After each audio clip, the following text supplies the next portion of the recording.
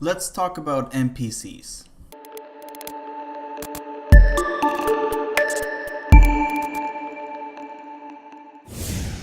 I believe that due to the 9 to 1 NPC to human ratio of Star Citizen, those organizations that best control or work with NPCs will be the ones that will reap the most economic benefit.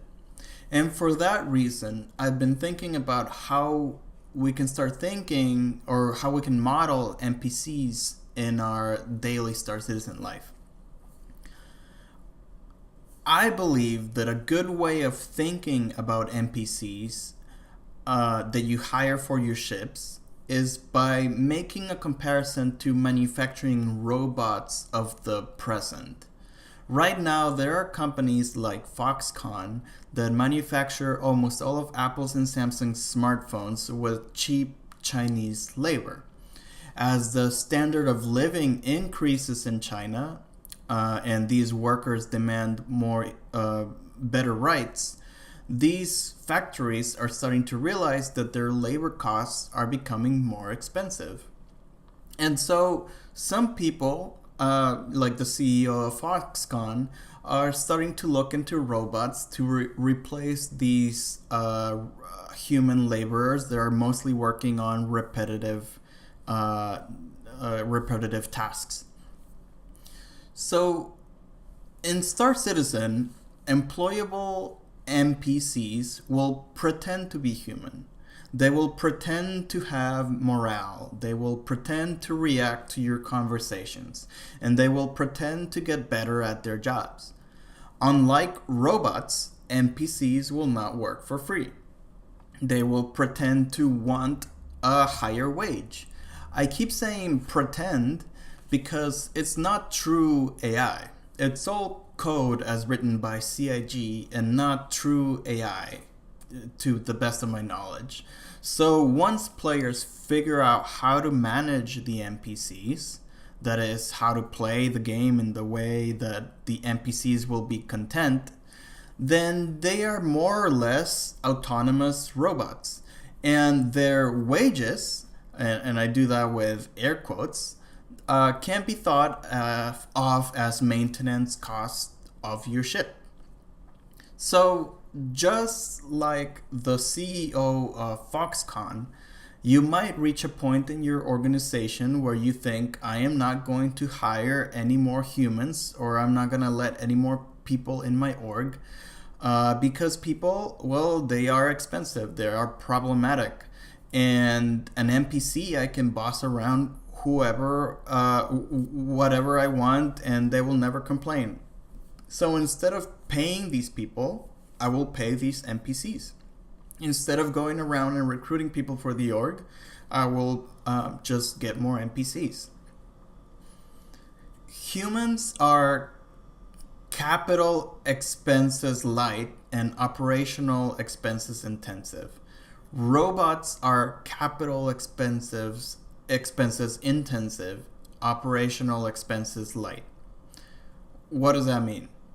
If you hire a human or you bring aboard a human to do a job in your org, there are very few upfront costs.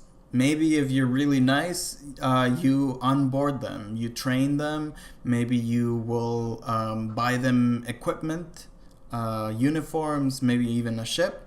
But their operational expenses, that is their day-to-day, is very intensive because every few weeks they will expect to get a wage. They will expect to get a salary. Robots are the exact opposite. You have to pay them upfront, but once they're running, they have very low cost. They are not going to get sick. They are not going to question your decisions. They are not going to leak your fleet to the enemy. They're just going to keep working as long as they're content. Now, I realize that robots and Star Citizen NPCs are not a perfect comparison. I know that. As I said, Star Citizen NPCs are pretending to be human.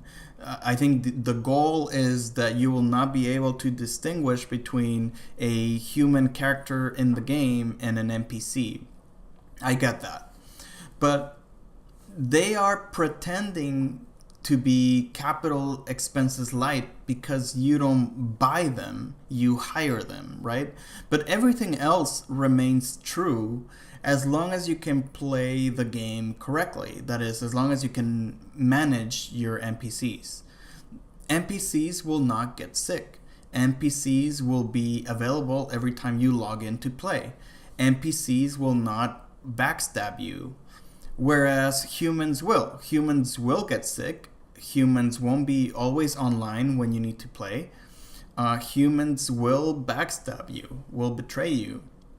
And so what's going to happen is that we will find a new equilibrium point where it will be increasingly more beneficial to hire more NPCs than real humans.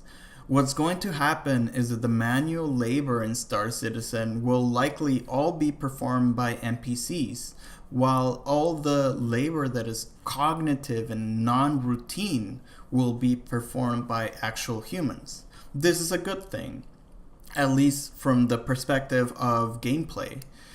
Orgs that don't adapt to this equilibrium and try to do mildly cognitive but increasingly repetitive work, such as actual mining, harvesting, or refining, they will get drowned by orgs that will be mostly mining, harvesting, and refining through the use of NPCs. And this is what I mean, that the orgs that are able to manage their NPCs correctly will reap the most economic benefit.